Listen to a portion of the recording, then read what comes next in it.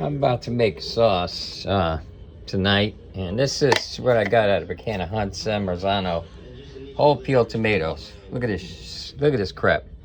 There's like 1, 2, 3, maybe 4 plum tomatoes in a can of water, basically. That's what I got out of fucking Hunt's. Okay. It's not the only thing that pissed me off. I got a video of the fucking canned tomato tomato paste.